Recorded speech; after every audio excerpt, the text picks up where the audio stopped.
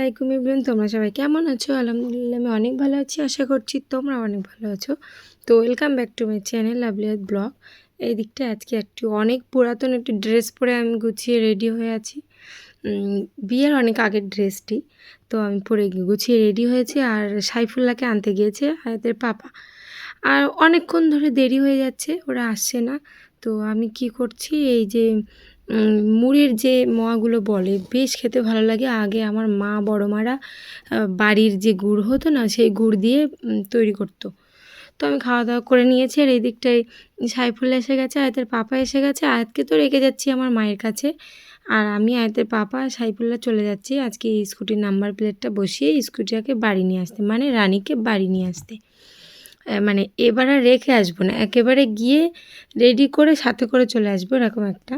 তো আমরা ভিতরের রাস্তায় ঢুকে পড়েছি, আর এই যে আয়াতের পাপার আমি পিছনে বসে আছি, আর সাইফুল্লাহকেও নানা ধরনের কথা বলে পাঠাচ্ছিলাম। তো আয়াতের পাপা বলছিল, আর আমাকে তো আয়াতের পাপা বরাবরের মতো এখনও রাগাচ্ছে, আর আমি রেগে যাচ্ছি, উল্টোপাল্টা বলছি। তো আমি ফোন ঘেঁটছি, তো আয়াতের পাপা বলছে, এখন তুমি ফোন দেখছো কেন, এরকম একটা, মানে ফোনটা নিয়েই ঝগড়াটা হয়েছিল। বাইকে বসে যাচ্ছে তবু ফোন দেখছিল, তাই জন্য। তো এখন আমি দাঁড়িয়ে আছি এখানে, আর আমাকে বাড়ি থেকে বলে নিয়ে এসেছে যে কোনো দেরি হবে না, জাস্ট যাব আর নাম্বার প্লেটটা জাস্ট সেট করবো, চলে আসবে, এরকম একটা। তো এসে দেখি এখানে স্কুটিটা নেই। তো এই যে মানে আমাদের রানী এই চলে আসলো, ভাইটা নিয়ে আসলো, এখানে ছিল না, বাড়ি ছিল। তো চলে আসলো, আর আমাদের অনেক দিন রেখে গিয়েছে এখানে, এখন অনেক দিন পরে দেখে বেশ ভালোই লাগছে। ভাবলাম তাড়াতাড়ি হয়ে যাবে, জাস্ট সামনে সেট করবে পিছনে সেট করবে, তো সেরকম কিছুই না। আয়াতের পাপার বাইকেও ঠিক করে কত কি, আর নাম্বার প্লেট সেট করতে যে এত দেরি হয় আমি জানতাম না, কারণ আমাকে বলেছিল খুব তাড়াতাড়ি, খুব অল্প সময়ের মধ্যে হয়ে যাবে। চলো, কারণ আমি আসতে চাইছিলাম না, বলছিলাম সাইফুল্লাহকে নিয়ে আসো, নিয়ে তোমরা দুজন যাও, দুটো বাইক নিয়ে চলে আসবে। তো আয়াতের পাপা বললো, না বেশি দেরি হবে না, তুমি চলো, আয়াত তো ঘুমাচ্ছে। আর এসে একদম বোরিং ফিল করছি, আর এই যে সাইফুল্লাহ বড় বড় কথা বলছে, দেখো বড় বড় মানে যেটা উল্টোপাল্টা করে বলছে, ঠিকঠাক করে না, যে ওর ভয়েসটা আমি ওখানে দেবো তো না, ও উল্টোপাল্টা বলছে। তো এখন আমরা স্কুটিটা কমপ্লিট হলে এখান থেকে বেরিয়ে পড়বো, কী আর করবো, অনেকক্ষণ ওয়েট করতে হবে এখানে। আর ভাইটা এদিকে রেডি করছে এইটা, যেটা নিয়ে এসেছে সাথে করে, পুরো আমরা সাইডে ফ্রেম ট্রেম দিয়ে রেডি করে নিয়ে এসেছি, ছিদ্র করতে হবে, করেই সেট করতে হবে। তো ওটা বেঁকে যাচ্ছে এরকম একটা, যে নাম্বারের উপরে যাচ্ছে, সেট করতে গেলে নতুবা একটু সাইডে নিতে গেলে বেঁকে যাবে, এরকম কত কী হচ্ছে। যাই হোক, কাজটা কমপ্লিট হচ্ছে এখন। আর এই যে গাছা যে জায়গাটা, এই মানে গ্যারেজ আর কি, মনে হয় বাড়ির গ্যারেজ কাছাকাছি। তো এখানে কেউ থাকে কেউ থাকে না, এরকম একটা, যে ভাই কাজ করবে ফোন করে ডেকে নিবে, কিংবা সবাই একসাথে থাকবে, এরকম একটা। তো আমাদের কাজটা এই ভাই করছে, ওই জন্য একটু তাড়াতাড়ি হচ্ছে, তবুও বোরিং ফিল করছি, কারণ কাজ করতে তো সময় লাগে। আর আমি ওই সাইডে বসে আছি অনেকক্ষণ ধরে চেয়ারে, আর এদের বাবা এখানে বসে বসে ভিডিও করছে দাঁড়িয়ে দাঁড়িয়ে। আর সাইফুল্লাহ তো খেয়ে দিয়ে কাজ নিয়ে একবার বাইক নিয়ে এই সাইড যাচ্ছে ওই সাইডে, মানে ওদের কোনো প্রবলেম হচ্ছে না, প্রবলেমটা তো আমারই হচ্ছে। আর ওখানে বসে আমি আর কি করব, ভিডিও ডেসক্রিপশান, টাইটেল, ট্যাগ এগুলো ঠিক করছিলাম, মানে আর কি টাইমার করে রেখে দিচ্ছিলাম শিডিউল করে। এই সমস্ত কাজ আমি বসে বসে করছি, কারণ আমার ওখানে অন্য কোনো কাজ আছে বলে মনে হয় না। আর হ্যাঁ, আমি জানতাম না যে এটা আমার একটা নতুন অভিজ্ঞতা। আমি ভেবেছি সামনে থেকে মনে নাট ফাট দিয়ে টাইট করে দিবে, তো না, একটা নাম্বার প্লেট সেট করার জন্য দেখো কীভাবে পুরো মানে খলপাটাই খুলে নিতে হচ্ছে, নাহলে সেট হবে না। তো আমি নতুন নতুন এমনি অনেক কিছুর অভিজ্ঞতা হচ্ছে আর কি, দেখে রাখছি বিষয়গুলো। আর কি সুন্দর দেখতে ছিল, এখনই হ্যাবা খ্যাবা হয়ে গেল খুললেই। তো আমি বারবারে বসে পড়ছি, আবার উঠে পড়ছি, কোনো ঠিক নেই, কাজের কোনো এখন একটা নির্দিষ্ট করে কিছু নেই। আর এই পেছনের যে নাম্বার প্লেটটা, এটা তো কাটতে হয়েছে, আমি জানি না কেন। তো কেটে রেডি করে তারপরে নতুনটা বসাবে, সবই ঠিকই ছিল, সামনেরটা একটু ভেঙে গিয়েছিল, পেছনেরটা বোঝা যাচ্ছে। তো আমরা ভাবলাম না, নতুন সেট করে নিব। তো আগের ব্লগে তো দেখেছো নাম্বার প্লেটটা অর্ডার দিয়েছিলাম, কমপ্লিট হয়ে গিয়েছিল, তো আমরা সাথে করে নিয়ে চলে এসেছি। আর আয়াতকে রেখে এসেছি, ঘুমিয়ে পড়েছিল, আয়াত এখন উঠেও গেছে।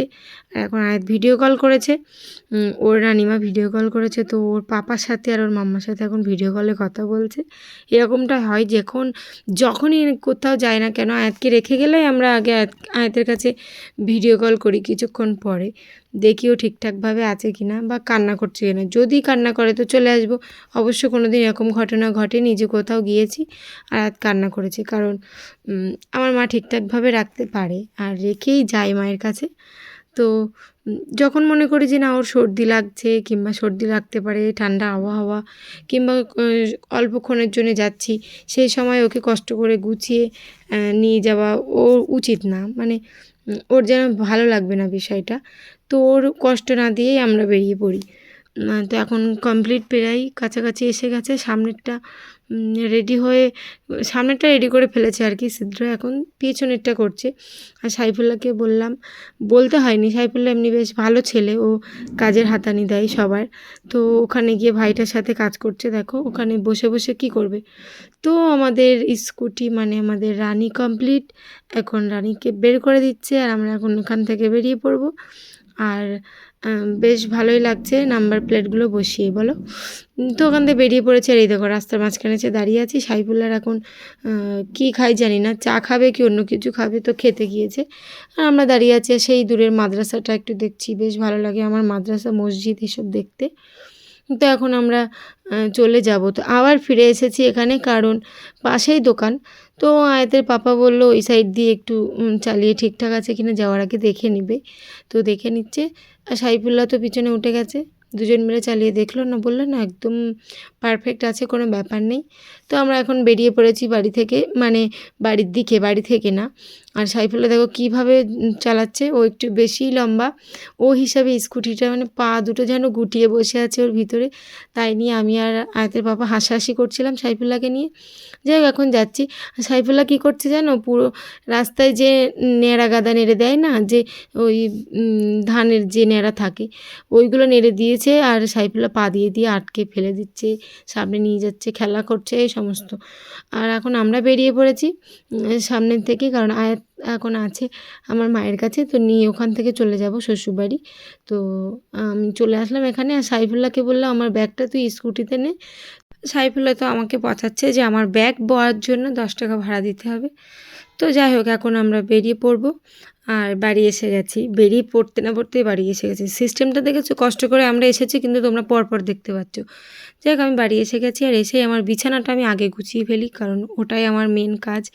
তো গুছিয়ে নিয়েছি বিছানাটা। আর এখন আয়াতকে নিয়ে যত সব কাজ করব। তো চলো ব্লগটা এখানেই শেষ করি। ভালো লাগলে like, comment, share and subscribe করতে ভুলো না। আর ফেসবুক পেজ থেকে দেখলে একটি ফলো করে দিও। আল্লাহ হাফেজ।